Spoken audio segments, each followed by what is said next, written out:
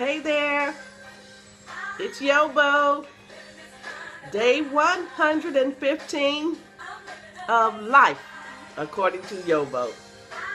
Thought I'd treat you to the Clark Sisters this morning. I've been jamming to this song for the last 30 minutes. I'm supposed to be shooting this video, but I put the song on, and I had to jump up, I had to dance a little bit, I sat down, I had my hands up in the air a little bit. I probably said, let me just let y'all listen to the song too. You just got to understand. All right, we'll come back and get some more of this later. Day 115. And we're about to start a new chapter today. We just finished Keeping the Vision Alive. You can listen to that message maybe days 111, 112, 113, 114, something like that. 112 through 114. Now we are going to the value of failure.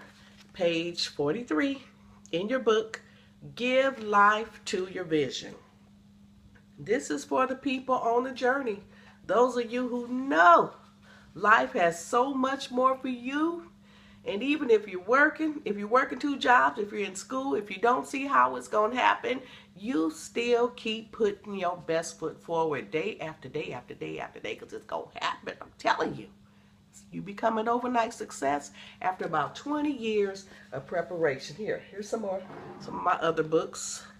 The I Can't Cook cookbook, Life According to YoBo, days 1 through 60. Got a little glare right there. Let's get into the value of failure. Have you ever felt like a failure? Have you ever set out to do something? You had all your plans made. I mean, you had dotted every I and you had crossed every T, and somewhere along the way, something went wrong. And you may still be trying to figure out, what did I do wrong? Hold on. We're getting ready to talk about the value of failure. Here is a quote. This is from Thomas Edison. Y'all know him because you get same when you see Edison on the Edison bill. This is him. Many of life's failures are people who didn't realize how close they were to success when they gave up. Woo! I felt the Holy Ghost on that one. Many of life's failures, the people that you look at and you think they are a failure, and that person might be in your mirror. But Thomas Edison said those failures are really people who did not realize how close they were to success when they gave up. Why do you think I've been doing these videos since day 61? Because, child, I can't let you give up. You too close. You might be 20 years away, but you still too close. As far back as I can remember, reading from page 44 of the workbook, as far back as I can remember, I always felt that there was more to life than a paycheck. After working 5 days a week and earning a decent income, I might add, I would still have to ask myself, is this it? I clearly remember when I had the vision. I instantly knew it was real, for real, and not the result of one too many pork chops eaten before bedtime. I saw it just as clearly as I see these words on this paper. I saw it just as clearly as I'm looking at you. I was some kind of excited. But somewhere along the way, something happened.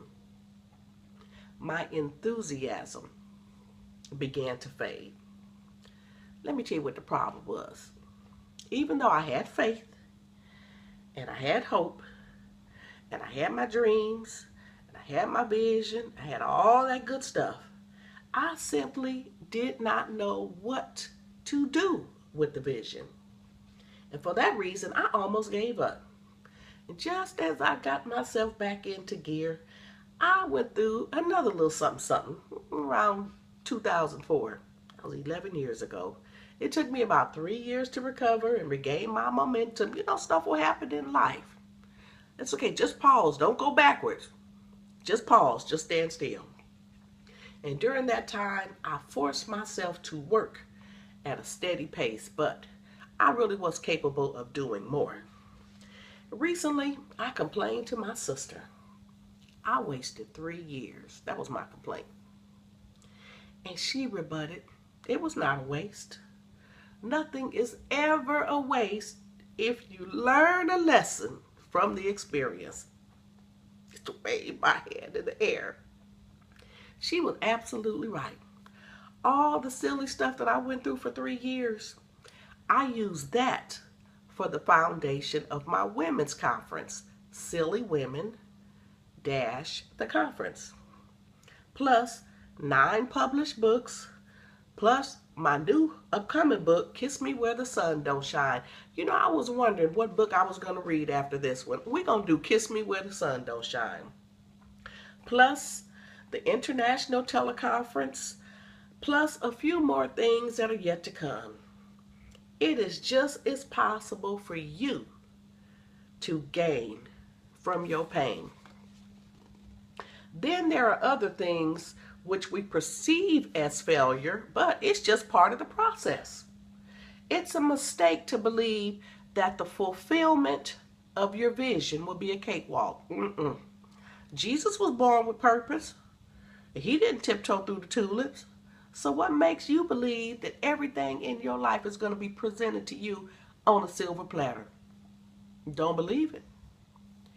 Accepting failure only places limits on yourself. That's when you accept the failure. I told you to learn from failure. If you accept it, and glean the lesson from it.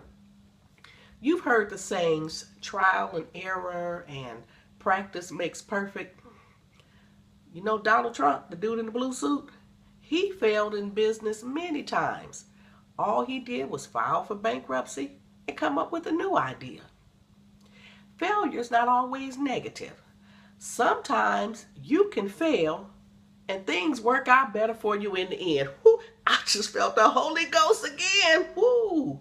Just because you fail doesn't necessarily mean it's a bad thing. If you don't believe me, ask the person who tried to commit suicide and failed. Lack of money don't make you a failure.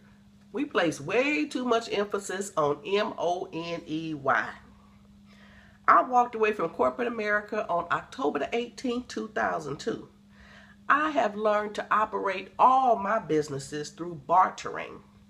My motto is, I got something you want, you got something I want. Our forefathers traded among each other. If you have a marketable skill, you can use that and exchange it for whatever you need. For example, when I do my youth conference, when I do my women's conference, they're regularly held in Baltimore, Maryland. And people will ask, why do you do so many conferences in Baltimore? Well, that's because I have a high school friend. Well, at the time, this 5 years ago I wrote this. I had a high school friend with 4 small children. She needed all the help she can get. So if I schedule a conference, she buys me a ticket, a round trip ticket to Baltimore. So I have all of my lodging, I have my transportation. While I'm there, I do her cooking, I take her kids to school, I pick the kids up from school. And so for that reason, I was able to operate a business on the East Coast and on the West Coast. See, you don't need money to do what you do. I'm telling you, if you got a skill, and if it's a marketable skill, somebody will be willing to give you what you need in exchange for you doing something for them. That's the way I did it. I was taking care of my daddy. I didn't have a job. I didn't have an income. I just used what I had to get what I want. That's the same thing you could do. As talented as you are, as smart as you are, you got it going. Baby, somebody want what you have. And they may not necessarily pay you for it, but they'll give you something in exchange for it. And I'm going to tell you what I'm about to give you right now. I'm about to give you some more of these Clark sisters. We're going to end this message right here. I try to keep these messages to a certain time, and then when I play them back, it just gets good. And I think, dang, it's over already. I know Valerie. Valerie complained. She said, put your messages up to 10 minutes. I do them in 10 minutes, and she said that still wasn't enough. Well, I tell you what you can do. Get this book at YoBoProductions.com. Come back tomorrow for day 116. See you then.